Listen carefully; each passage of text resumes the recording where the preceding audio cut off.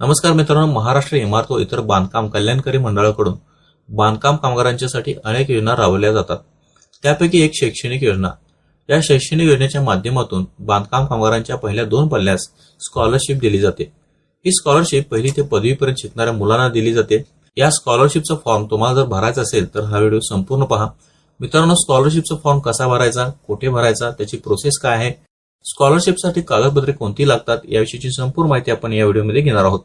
मित्रांनो, तुम्ही माझ्या चॅनलवरती नवीन असाल तर चॅनलला सबस्क्राईब करायला विसरू नका.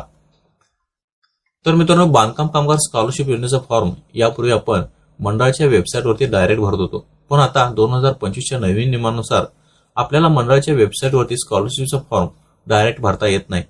आता तुम्ही हा स्कॉलरशिपचा फॉर्म मंडळाच्या तालुका सुविधा केंद्रामध्येच जाऊन भरू शकता. इतर कुठेही तुम्हाला स्कॉलरशिपचा फॉर्म भरता येणार नाही. बांधकाम कामगारांच्यासाठी सुरू करण्यात आलेल्या तालुका सुविधा केंद्र कोठे आहे हे जर तुम्हाला माहित नसेल तर तुम्ही मंडळाच्या वेबसाईटवरती जाऊन संपर्क याच्यावरती क्लिक करून या ठिकाणी तुम्हाला खाली स्क्रोल डाऊन करायचं आहे आणि या ठिकाणी तुम्ही 350 तालुका सुविधा केंद्राची यादी पाहू शकता. डाउनलोड बटनावरती क्लिक करून तुम्ही ही यादी डाउनलोड करून तुमच्या तालुक्यात तालुका सुविधा केंद्र कोठे आहे याची माहिती घेऊ शकता. तर आता यानंतर तुम्ही ज्या शैक्षणिक योजनेसाठी स्कॉलरशिपसाठी फॉर्म भरणार आहात त्या योजनेसाठी लागणारी सर्व कागदपत्रे तुम्हाला एकत्र करायचे आहेत. यामध्ये बांधकाम कामगाराची रिन्यू किंवा नोंदणी केलेली 1 रुपयाची पावती, त्यानंतर तुमचा पाल्य शिकत असलेल्या त्या शैक्षणिक वर्षाची सर्व कागदपत्रे जसे की बोनाफाईड प्रमाणपत्र, उपस्थितीचा दाखला, तुमच्या पाल्याचे आधार कार्ड, रेशन कार्ड आणि इत्यादी आवश्यकतेनुसार लागणारी कागदपत्रे तुम्हाला एकत्र करायची आहेत. ही सर्व ओरिजिनल कागदपत्रे तुम्हाला तालुका सुविधा केंद्रामध्ये घेऊन जायची आहेत. तालुका सुविधा केंद्रात कोणतेही झेरॉक्स स्वीकारले जात नाही. शक्यतो तुम्ही सर्व ओरिजिनल डॉक्युमेंट्स या ठिकाणी घेऊन जायचे आहे. आता तालुका सुविधा केंद्रामध्ये गेल्यानंतर तुम्हाला सर्वात पहिल्यांदा तुमची सर्व कागदपत्रे बरोबर आहेत की नाही हे त्या ठिकाणी असलेल्या अधिकाऱ्याकडून चेक करून घ्यायचे आहे आणि त्यानंतर तुम्हाला एक टोकन नंबर दिला जाईल.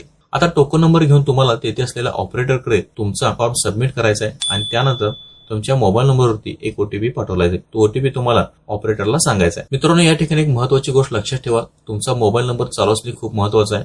तुमच्या रजिस्टर्ड मोबाईल नंबरवरती ओटीपी येतो.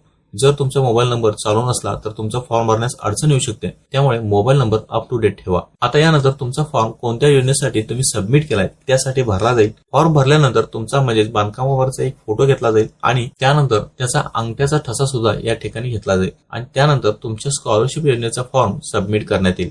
फॉर्म सबमिट झाल्यापासून 1 महिन्यानंतर आपल्याला मंडळाकडून स्कॉलरशिप